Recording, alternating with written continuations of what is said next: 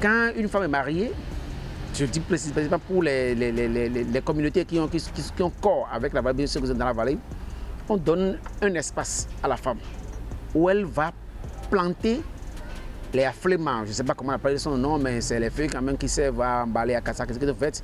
Qui servent à emballer à Kassa. Elle plante ces feuilles, elle les entretient, elle les récolte, elle les vend.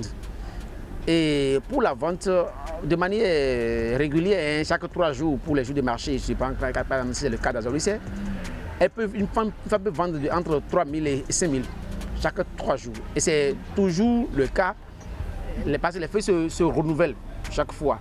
C'est les femmes qui s'occupent de la production de l'huile de palme. De manière traditionnelle, c'est les femmes qui le font, ce n'est pas l'activité des hommes. Piment, les piments, c'est des récoltes que les femmes font souvent, elles vont récolter. Quelquefois, elles sont accompagnées par les hommes, mais c'est une activité exclusivement aussi réservée aux femmes, en complément aux autres activités que les femmes font normalement dans tous les coins du Bénin.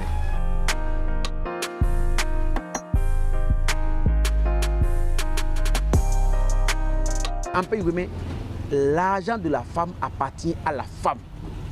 L'homme ne s'en accapare pas. C'est vrai, il y a des cas qui sont quand même des mauvais exemples qui existent partout.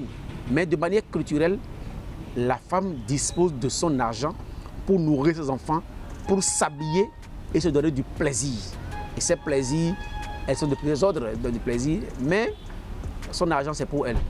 Elle peut acheter de l'espace de terrain et construire pour ses enfants. Mais l'homme ne s'ingère pas ou bien ne s'immisce pas dans les revenus de la femme. Pour ce que je sais, en pays women, l'homme ne donne pas l'argent de manière régulière à la femme. L'homme aide la femme à avoir une activité et l'activité lui permet de subvenir aux besoins quotidiens de ses enfants.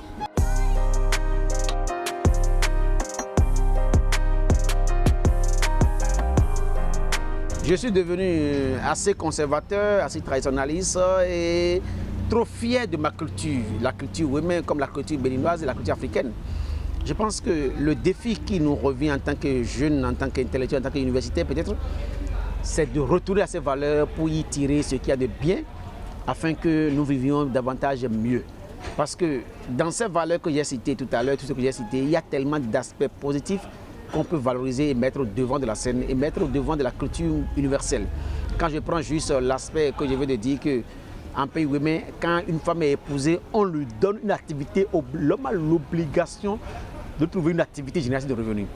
Et cette activité qui fait que l'homme lui abandonne ses charges et lui s'occupe d'autres charges.